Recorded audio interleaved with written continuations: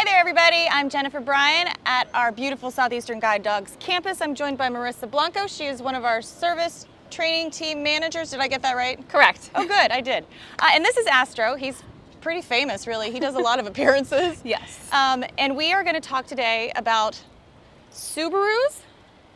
Subaru is one of our walkathon sponsors. They're a signature sponsor. They have been for many, many years. So grateful for all of their support.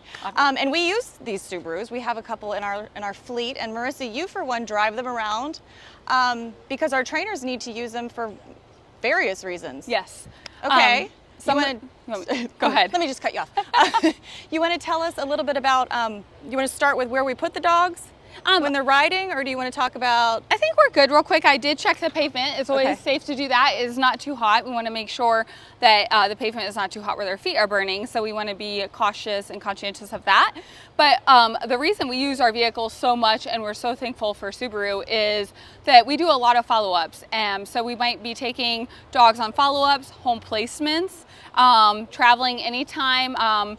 Once someone has graduated from here, there is a 90-day follow-up. So if we aren't flying, we are driving and taking them in these vehicles, as well as we have our lifetime commitment to anyone with a dog. So if we cannot help mitigate the issues over the phone, then we're gonna drive up. And oftentimes with the service dog program, they're gonna bring a dog with them when they do a home interview as well. So it's really good that these dogs are comfortable riding in a vehicle, a nice safe area as well, which we will demonstrate here in just a minute. Okay, love it. And Astro's a pro. He's a big dog too. He's a great example to use, because this is not a huge car. Right. But you're pretty good at making it work. We'll show that, like, even though they're larger, like, they do know how to roll up kind of into a little ball. So are we ready? Yeah, let's do it. All right.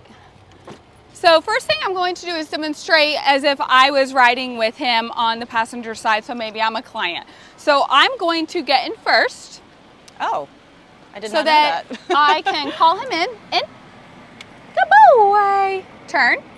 Good. So he's in. What eventually we will do is make sure he is in a down position because airbags, safety hazard, right? So I'm going to tuck his tail in. All right, and down. Down. And usually we just kind of let them figure it out on their own. I do have the seat all the way back. Excellent. Tail is always very critical to make sure it is tucked in. We do not want that to get that would be terrible. caught. That could really become an issue with him going. So as you can see, he's doing this perfect. He is just resting his head, very calm. This is what we like.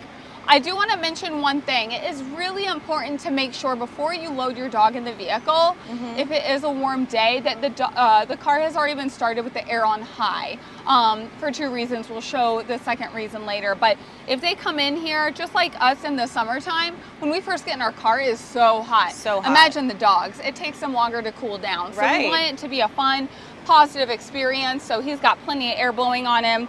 He's quite content. We could probably travel for a while. If we were going on a long trip, I would suggest taking the equipment off just so that they can have a little more room maybe. By equipment, you mean vest, harness, I would say the vest, harness, anything if they're riding up front. If it's short trips, very easy to just throw this on. If we're going 10 minutes down the road, then get out and then we're all set. Okay. All right, and then to get out, what I'm gonna do is he's gonna stand out. And then I'm just gonna come out. He's clear of the doorway so no tail can get stuck, and then door would shut. All right. Good boy. Okay, and so again, this really surprised me when you showed me earlier. There's a really big crate in here. I didn't think it would fit, but it did. It did in this vehicle, which is awesome. So it is a good size for him. Obviously, if I'm driving this dog somewhere, let's say to place him, I want to make sure if I don't have a crate that he can also land on the floorboard. So I'd like to demonstrate that real quick so that you guys can see if that is okay. Yep. Of course. So I would turn him in, turn. All right. Down. Nope. Down. So sometimes they just have to adjust. Good boy. Okay. Tail is tucked. Biggest thing, stay. We don't want them climbing on the seat. I'm going to walk around and just get in. Okay. He's stood up, but down. Good boy. And then we would be safe to go. So at any point, he's a good traveler. I want to make sure he's just not going to be where that airbag, in the event something were to happen, that it could injure him, because it totally could. Okay. All right. So He's I'm going to get him He's now. so used to this. All right. Oh, good boy. The next thing I would like to demonstrate is if you have a vehicle, which is one of the Subaru Crosstracks, and you can fit a crate in there. Let me find our, I'm used to. Oh, there you There go. we go. All right. So what we would normally do is equipment would come off the dog going in. I am not going to take the leash and collar off until he is in. It's plenty cool back here. I'm going to tell him in. Good boy, turn. I am going to treat him for that because I always wanted to be positive. And I would be taking leash and collar off. Oh, really? I know it sounds like, oh, they should have it on, but in the event of anything, we do not want them to get tangled up. Oh, sure. I would make sure this is locked and secure. Okay. Just for the purpose of this, I do not have the tie downs, but these are very good. Each vehicle should always have it so that they're tied into place in the event if you were in an accident, it's not going to shift around, and then I would close it. Okay. Getting them out, stay. We want to make sure that they do not rush. Very important. I want to be able, oh, back. He's like, I'm very big. I want to make sure I can get all the equipment placed. I don't have to worry about the coat. Out. Good boy. Close it. And we can put the coat on afterwards. Okay. Yeah, I was just like, this is a huge crate, but you just put the back seat down and it fits. And yeah, like you said, there's tie downs everywhere. Yep. And honestly, this is a large, so it looks like it might be a little smaller, but when you're traveling, you don't want the dog to have too much room. Sure, they could fall over. You would, because if in the event something tragic happens, you want to make sure they're in there kind of compact as well. Well, thank you, Marissa. Okay, well, now joining us is John Ross with Subaru of America. And John, you sort of made this magic happen for us with this partnership with Southeastern Guide Dogs and Subaru. And how many cars have you given us?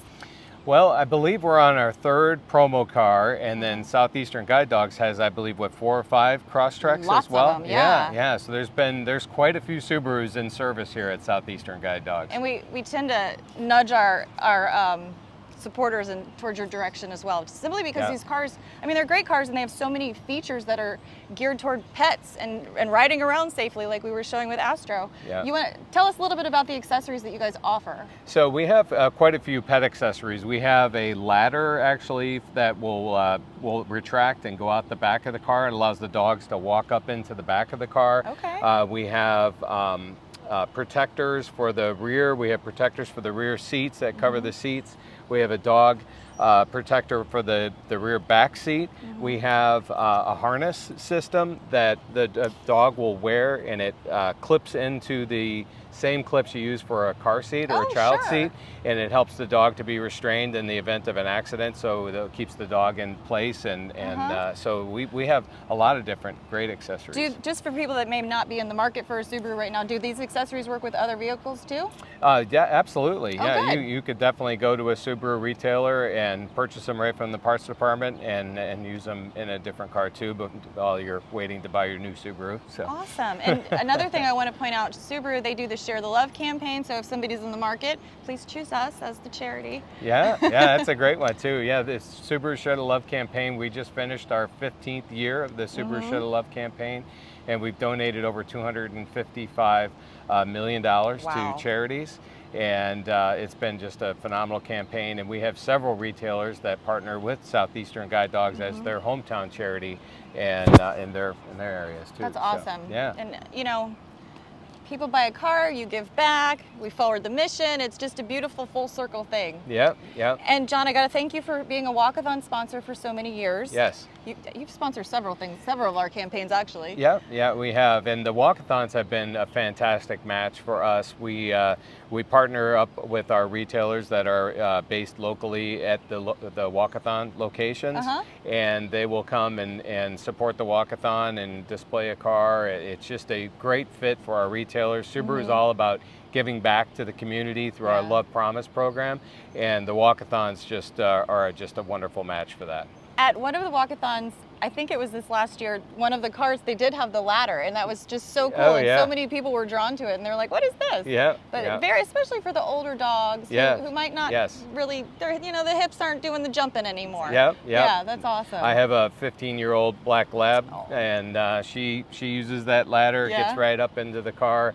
The other option is to pick him up, but sometimes if you know, that's kind of a task if you're doing that several times a day, and that ladder just works great. That's awesome.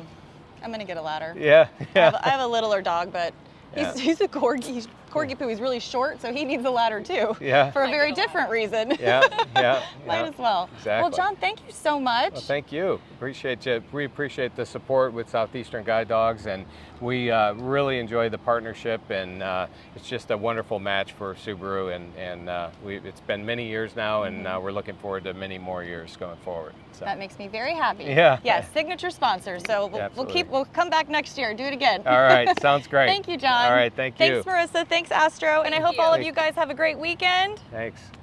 See you later.